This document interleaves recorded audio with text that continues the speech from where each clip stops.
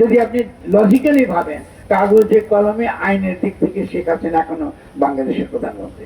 শুনতে খারাপ লাগে, এটাই কিন্তু সংবিধানে যদি মানেন, সে সংবিধানের অধীনে নির্বাচন হয়েছে, সে সংবিধানের অধীনে শেখ হাসিনা এখনো প্রধানমন্ত্রী। কেন?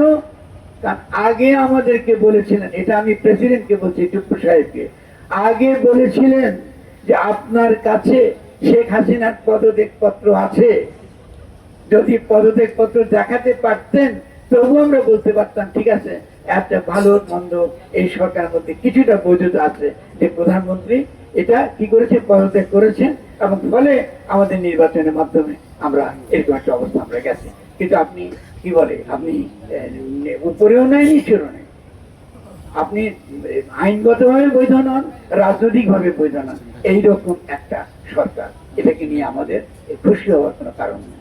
আমরা একটা পত্রিকা বের করি, পত্রিকার নাম হচ্ছে সাপ্তাহিক চিন্তা। আপনারা দেখেছেন নির্বাচনের আগে আমরা পরিষ্কার লিখেছি লুটেরা মাফিয়া শ্রেণীর নির্বাচন, আমরা খুব পরিষ্কার করেছি। এই ব্যাপারে আমাদের কোনো প্রকার দ্বিধা নাই, কারণ এটা নির্বাচনটা তার জন্য হয়েছে। তরুণদের গণ অভ্যুত্থানকে তরুণদের সঙ্গে বিশ্বাসঘাতকতা করে, একই সঙ্গে বাংলাদেশের জনগণের সঙ্গে বিশ্বাসঘাতকতা করে গণ অভ্যুত্থানকে নস্যাৎ করে ফেলা হয়েছে। এমন যে নির্বাচন হয়েছে, এটা সেই নস্যাৎ করবার প্রক্রিয়ারই একটা ধারাবাহিকতা, এর বেশি কিছু নাই। কিন্তু এতে আমাদের আশা হারাবার, হতাশ হবার কোনো যুক্তি নেই। আমি মনে করি আমাদেরকে পড়তে হবে, বুঝতে হবে কোথায় আমরা ভুল করেছি, সেই ভুলটা আমাদের শুধরাতে হবে। আজকে আন্তর্জাতিক ভাবে যে যুদ্ধ শুরু হয়েছে, সেই যুদ্ধের একটা অত্যন্ত অনেক নেতিবাচক প্রভাব বাংলাদেশে দ্রুত এসে পড়বে। এবং বাংলাদেশের জনগণ, আমি গ্রামে গ্রামে ঘুরি, জেলায় জেলায় যাই, বাংলাদেশের জনগণ বর্তমান পরিস্থিতিতে তারা সন্তুষ্ট নয়।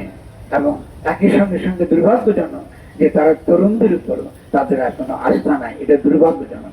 কারণ আমাদের প্রথম কাজ হবে আমাদের আস্থা আবার ফিরিয়ে আনতে হবে। ব্যর্থতা দোষের নয়, ব্যর্থতা থেকে আমরা শিখি, কিন্তু ব্যর্থতা থেকে যদি আমরা না শিখি তাহলে সেটা হবে সবচেয়ে সবচেয়ে বড় দুর্ভাগ্যজনক ঘটনা। তাই মনে করি যে 2 বছরের মধ্যে কি 3 বছরের মধ্যে আমরা আরেকটি বড় রূপান্তর দেখব। এই রূপান্তরটা ঘটবেই, এটা শুধু বাংলাদেশে ঘটবে এটা আমি মনে করি না, এটা উপমহাদেশেও ঘটতে পারে, এটা পৃথিবী ব্যাপীও ঘটতে পারে।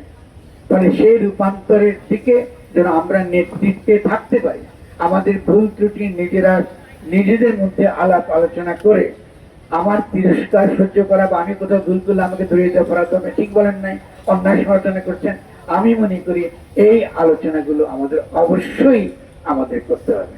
আমি এনসিপির ব্যাপারে আমার একটা বড় অভিযোগ আছে, কারণ এনসিপি যদি মনে করে তারা একা কোনো নিজের মতন করে তারা সবকিছু করতে পারবে না, তাদের ইশতেহার আমি করেছি, এটা বাংলাদেশের জনগণের ইশতেহার নয়।